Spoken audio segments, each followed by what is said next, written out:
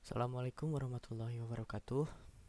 Uh, Perkenalkan, nama saya Jana Samsul Arif. NIM saya 2206073. Di sini saya akan membahas tentang proses kompilasi dalam bahasa pemrograman bahasa C atau bahasa favorit saya untuk memenuhi tugas TBO atau teori bahasa dan otomata. Pada proses kompilasi di bahasa C, yaitu pengubahan kode yang dapat dimengerti manusia menjadi kode yang dapat dimengerti mesin, dan pemeriksaan sintaksis dan semantik kode untuk menentukan kesalahan sintaks atau peringatan yang ada dalam program bahasa C. Contohnya, jika kita ingin menjalankan program bahasa C yang ditulis dalam IDE atau Integrated Development Environment, hal ini kita harus melalui beberapa tahap kompilasi penerjemahan untuk menjadi file yang dapat dieksekusi, yang dapat dipahami oleh mesin. Nah, contoh awalnya seperti kita menuliskan source code atau menuliskan bahasa C contohnya, lalu akan di-run, yaitu pada proses run tersebut ada proses kompilasi, yaitu pengecekan si kode sumber tersebut, atau di dalam kompilasi tersebut ada empat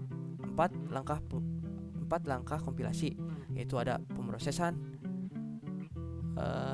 kompilasi, perakitan, dan menghubungkan. Nah, ketika keempat langkah tersebut sudah dijalankan, lalu akan diubah menjadi bahasa mesin code atau bahasa mesin.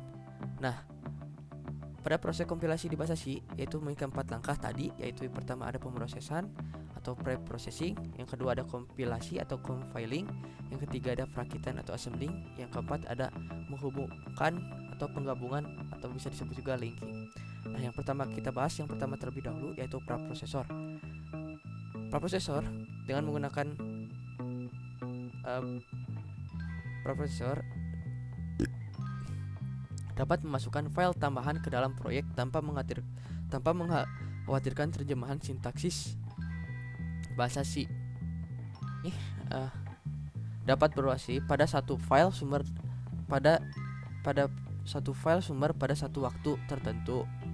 Nah, hal ini menggantikan arahan #include dengan isinya menggantikan pernyataan definisi makro dengan klausa if-def atau end-if, dan membuat pilihan berdasarkan perintah pagar if. Setelah semua itu, preprosesor menghasilkan satu keluaran atau aliran token yang dihasilkan dari perubahan yang disebutkan. Selain itu, berisi beberapa penanda khusus yang mengidentifikasi lokasi produksi setiap lini, sehingga compiler dapat memberikan pesan kesalahan yang berguna.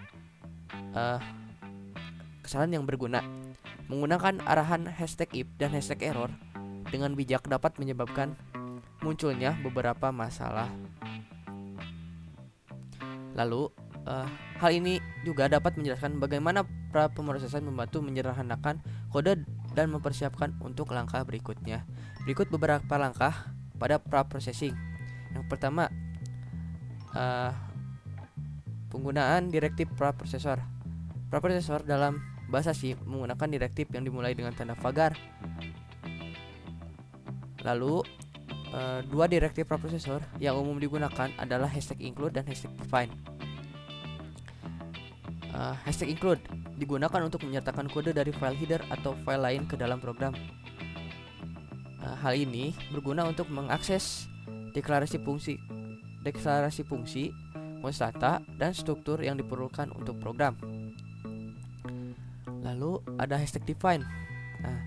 #define digunakan untuk mendefinisikan konstanta, simbolik, atau makro atau fungsi makro yang akan digunakan dalam program.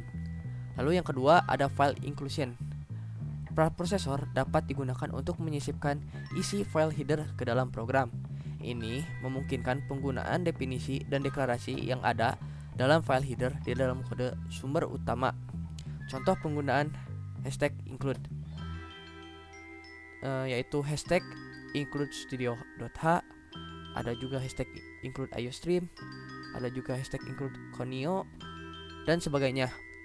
Lalu yang ketiga ada makroprosesor. Makroprosesor adalah cara untuk mendefinisikan konstanta, simbolik atau fungsi makro. Makro ini dapat digunakan untuk menggantikan teks dalam kode sumber selama preprocessing. Contoh penggunaan hashtag define yaitu hashtag define v atau diganti menjadi 3,14159265. Itu merupakan konstanta. Lalu yang keempat ada conditional compilation atau preprocessor memungkinkan kompilasi berdasarkan kondisi tertentu menggunakan direktif seperti ifdef, ifindef, ifendef, if hashtag endif. Hal ini memungkinkan kode yang berbeda untuk dikompilasi dalam situasi yang berbeda. Contoh penggunaan ifdef, hashtag ifdef debug, atau kode yang hanya dikompilasi jika debug didefinisikan. Lalu ada hashtag endif. Lalu yang kelima ada preprocessor direktif lainnya. Ada banyak direktif prosesor lainnya yang dapat digunakan untuk melakukan berbagai tugas seperti pergantian teks, ekspansi makro, dan lainnya. Lalu kita masuk yang pada langkah yang kedua yaitu compiling atau pemilihan. Pada compiler menerjemahkan kode sumber yang telah diproses menjadi kode assembly.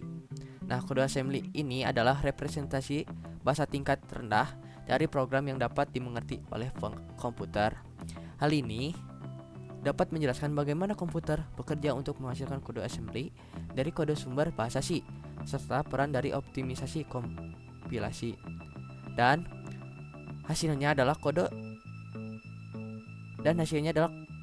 objek atau objek kode yang berisi instruksi-instruksi yang akan dieksekusi oleh CPU. Lalu yang ketiga, masuk ke langkah yang ketiga tadi, assembling atau perakitan. Kode assembly yang dihasilkan pada langkah sebelumnya tidak langsung dapat dieksekusi oleh komputer karena harus diubah terlebih dahulu menjadi bahasa mesin yang spesifik untuk arsitektur komputer yang dituju. Nah, hal ini dapat menjelaskan bahwa proses peralihan dari kode assembly menjadi bahasa mesin dan bagaimana assembler bekerja. Lalu hasil dari assembling yaitu mengeluarkan prosedur kompilasi, menghasilkan kode objek yang dapat direlokasi dan dapat digunakan di lokasi lain tanpa memerlukan kompilasi tambahan. Nah, lalu kita masuk ke langkah yang keempat yaitu ada linking atau penggabungan. Program C sering terdiri dari beberapa file sumber yang dapat saling bergantung. Pada tahap ini, linker menggabungkan kode yang telah dikompilasi di assembly menjadi satu program yang lengkap dan dapat dieksekusi. Linking dalam pemrograman bahasa C adalah proses yang menggabungkan atau mengaitkan beberapa file objek menjadi satu program yang dapat dijalankan.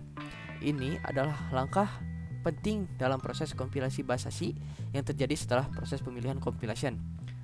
Tujuan utama linking yaitu untuk menghubungkan semua file objek yang diperlukan, termasuk kode sumber dan pustaka library eksternal, sehingga program dapat berfungsi dengan benar.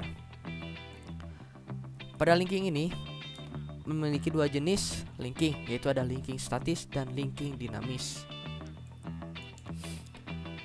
Linking statis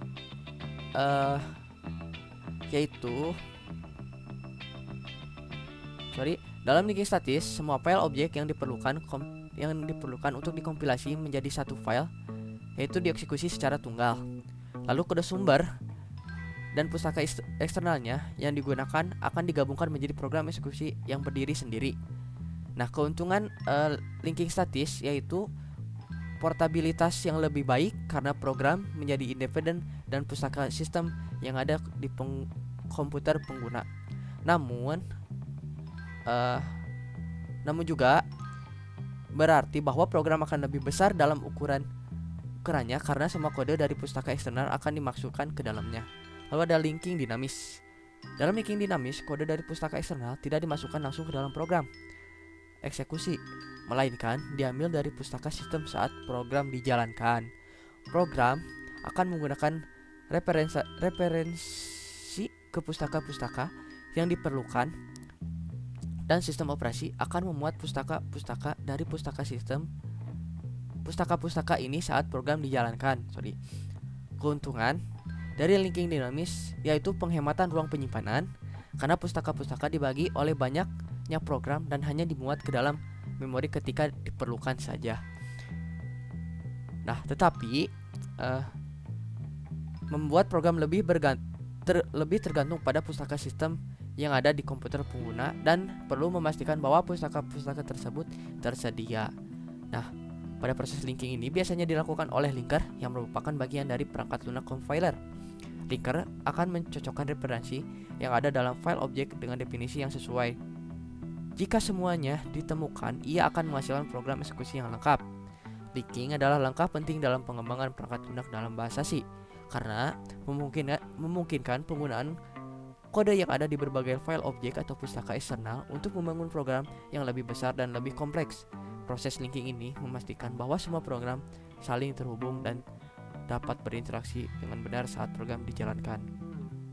Kesimpulannya, dalam kompilasi dalam bahasa pemrograman C adalah prosesnya sangat penting untuk pengubahan kode sumber dalam bahasa C menjadi kode objek atau program yang dapat dijalankan. Proses ini melibatkan pemeriksaan sintaksis, processing pemilihan atau compilation untuk menghasilkan kode objek, linking untuk menggabungkan file objek, dan akhirnya menghasilkan program yang eksekusi atau yang dieksekusi. Kompilasi adalah langkah kunci dalam pengembangan perangkat lunak bahasa C karena mengubah kode manusia menjadi instruksi bahasa mesin yang dapat dijalankan oleh komputer. Mungkin cukup sekian penjelasan dari saya tentang proses kompilasi dalam bahasa pemrograman bahasa C. Mungkin sekian. Mohon maaf bila materinya kurang lengkap atau kurang banyak. Hanya segini yang dapat saya cari dalam artikel maupun googling, dan mohon maaf bila bahasa saya kurang berkenan atau tutur kata saya yang kurang lancar. Sekian dari saya. Wassalamualaikum warahmatullahi wabarakatuh.